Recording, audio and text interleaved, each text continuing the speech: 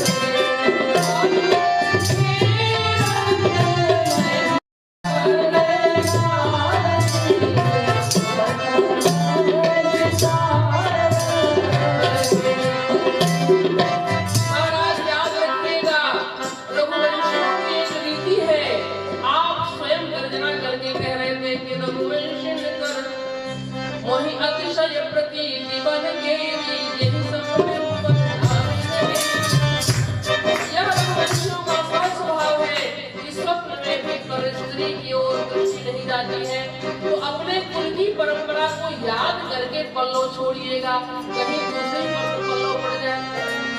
अब तो महाराज यह चुनौती वाला शब्द सुनते ही चारों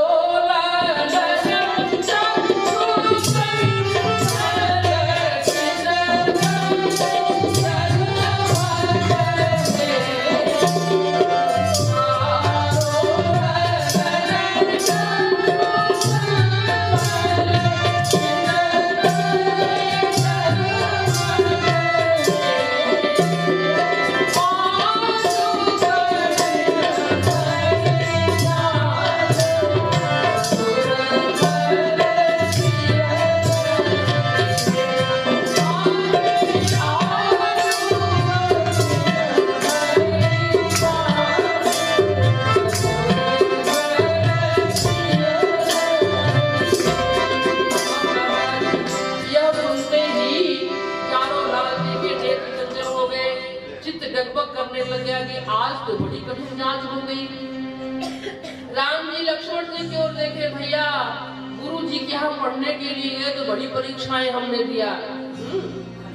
कौन कौन सी लिखित परीक्षा दिया, मौखिक परीक्षा दिया और कौन कौन परीक्षाएं होती, सब परीक्षा हमने दिया, लेकिन इतना डर तो कभी नहीं लगा। आज तो ससुर के घर में सिया के लिए इतनी कठिन जांच हो रही है, बड़ी कठिन परीक्षा का समय आ गया। तो अपने अपने इष्टदेव को याद करके सबने दुल्हनों पर जल छोड़ा। तो कहते हैं यद्यपि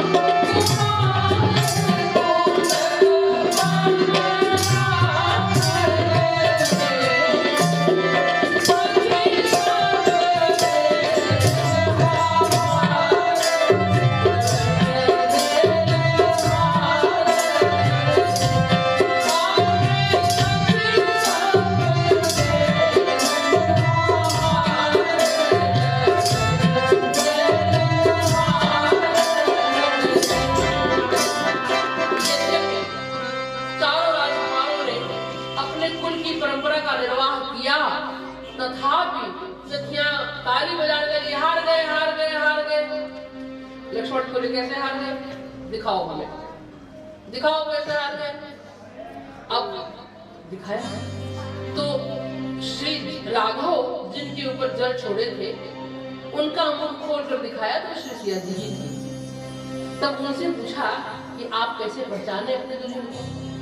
तो राम जी ने कहा भाई इसके पहले हम 2 बार उनको देख चुके थे, कुछ वाटिका में देखा था और दरबार के समय देखा था, इसलिए पहचान गए इनको कि हमारी दुल्हन होगी। अच्छा तो श्री सीता जी को राम जी के बगल में खड़ा कर दिया गया। बोलिए सियावर रामचंद्र की जय। अब इसके बाद श्री भरत जी को बनाया तो श्री भरत जी जिनके ऊपर जल छोड़े थे उनका मुख खोल कर दिखाया गया तो मांडवी जी थी। तो पूछा गया आप कैसे पहचाने, तो बोले कि देखो मैं तो जीवन में जीतने लायक हूँ नहीं, लेकिन आज तक मैं हारा भी नहीं, यह भी प्रमाण है। जिनकी कृपा से मैं हर खेल जीतता चला आया हूँ, उन्हीं कृपा से आज भी मैं जीत गया। चलो भाई, बड़ी अच्छी बात है। जो भगवान के भक्त होते हैं वो तो हारते नहीं, जीतते ही हैं। लाओ इन्हें भी, इनकी दुल्हन को इनके बगल में खड़ा कर दो। मांडवी जी को उनकी बगल में खड़ा कर दिया गया। बोलिए मांडवी वल्लभ लाल की। अब शत्रुघ्न जी से कहा गया कि आप जिनके ऊपर जल छोड़े थे तो उनको दिखाया गया, तो वो श्रुतिकीर्ति जी की। तो पूछा गया आप कैसे पहचान गए? तो शत्रुघ्न जी ने कहा कि मैंने सोचा कि जैसे चारों कहानियों में मैं सबसे छोटा हूँ, तो जो सबसे छोटी होगी मेरी दुल्हन होगी, तो छोटा जानकर है, पहचान गया। अच्छा, बड़ा अच्छा पहचान आपकी है।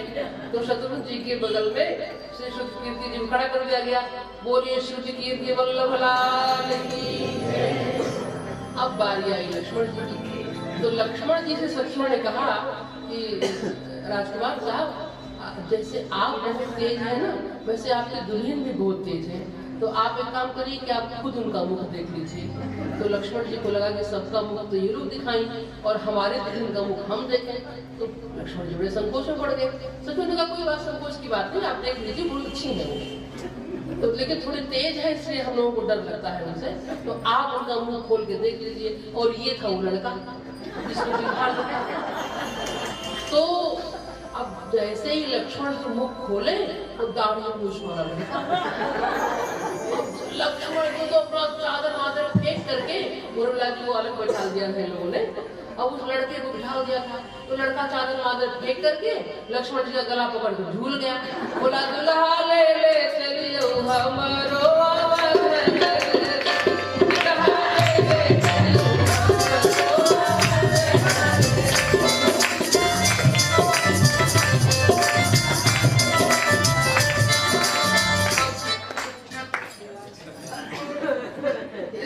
से। लक्ष्मण जी बड़े संकोच में पड़ गए। सारा उत्पात हमारे ही साथ होता है, मेरे साथ का उत्पात क्यों? तो सखियों ने कहा बड़े काबिल बनते हैं ना, इसलिए उत्पात होता है आपके साथ। देखिए 5 बिजली आपको दिखाते हैं, तो श्री उर्मिला जी को जला करके श्री लक्ष्मण जी को दिखाया गया। बोलिए उर्मिला वल्लभ लाल की। इस प्रकार से संपूर्ण लौकिक रीतियों के साथ गोस्वामी जी महाराज कहते हैं करी वैदिक लौकिक सब रीति, समस्त वैदिक रीतियों का भी परिपालन होगा। होम समेत सारे देवता आकर के कह देते हैं। भगवान सूर्य स्वयं प्रकट होकर के अपने कुल की रीति को बताते हैं कि हमारे कुल की ये रीति है, ऐसे होना चाहिए, ऐसे होना चाहिए। होम समय तनघरी अलग। होम के समय अग्नि देवता शरीर धारण करके अदृश्य आहुति नहीं, स्वयं आहुति ले रहे हैं। अद्भुत विवाह हुआ, साक्षात्कार हुआ, संपूर्ण विवाह की रीतियां हुई। अब गोस्वामी जी महाराज कहते हैं महावरी का समय है।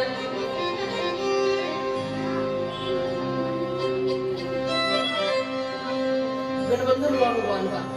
जोरी गई गांठ पटपीत चुंदरी के साथ, जोहत ही मोहे मन जड़ित जड़ावरी।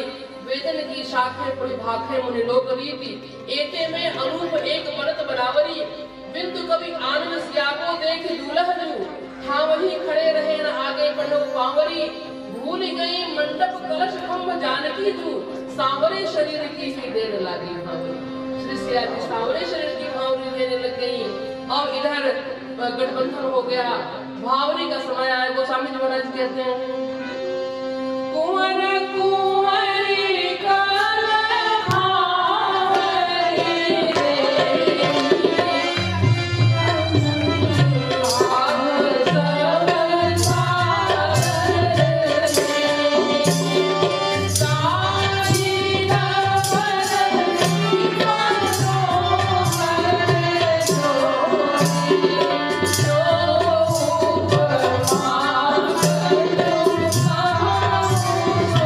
Oh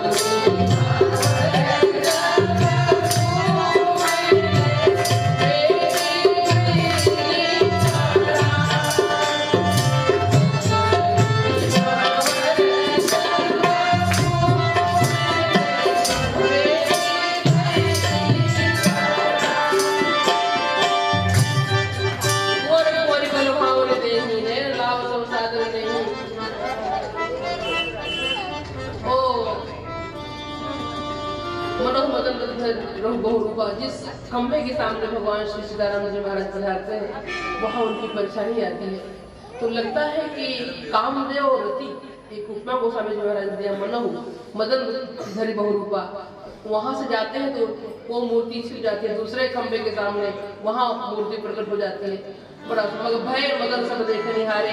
अब महर्षि वशिष्ठ के आदेशानुसार सिंदूर दान का समय आया। ब्राह्मणों ने सिंदूर दिया, सरकार सिंदूर दान का समय है, सिंदूर पहनाए आप। तो गोस्वामी जी महाराज ने इतनी सुंदर उपमा दिया है, अरुण पराग जलज धरिणी के शशि भूष अहिलोभ अमीके। सिंदूर दान का जब अवसर आया तो ऐसा लग रहा है जैसे चंद्रमा को सर्प अपने मुख में कमल लेकर के, पराग से भरपूर कमल सर्प ने अपने मुख में दबाया और चंद्रमा को दे रहा है।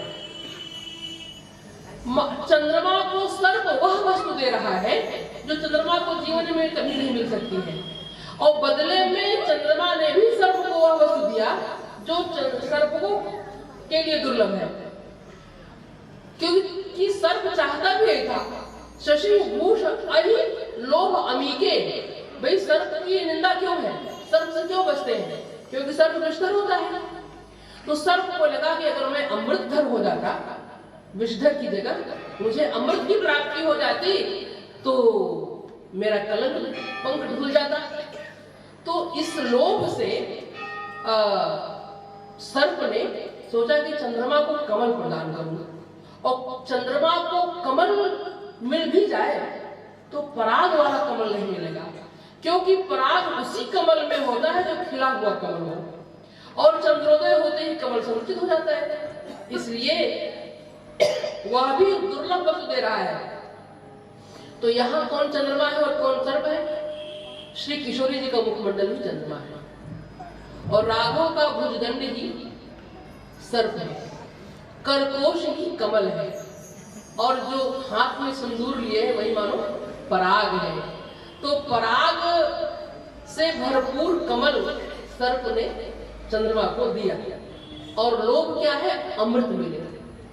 तो वहां तो ठीक है भाई, वह सर्प को, यहाँ भगवान की भुजाओं को सर्प बना दिया, तो इन्हें अमृत मिला क्या?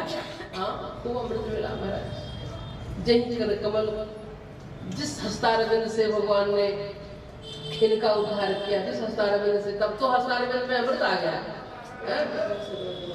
कबहू कर सरोज रघुनायक धैर्य नाथ शीश मेरे, वो कवि महाराज कहते हैं, वह कर सरोज आपका चाहिए जिस कर सरोज में आपके अमृत की प्राप्ति हुई है, वह कर सरोज मेरे माथे पर पधराया। तुलसीदास तन कर सरोज की चाहत निस्वासर छाया, निस्वासर तन कर सरोज की चाहत, ऐसे तो भगवान को अमृत की प्राप्ति हुई और श्री किशोरी जी को सिंदूर दान किया। अब सखियां गीत गाती हैं, कहती हैं कौन नगर के सिंदूरिया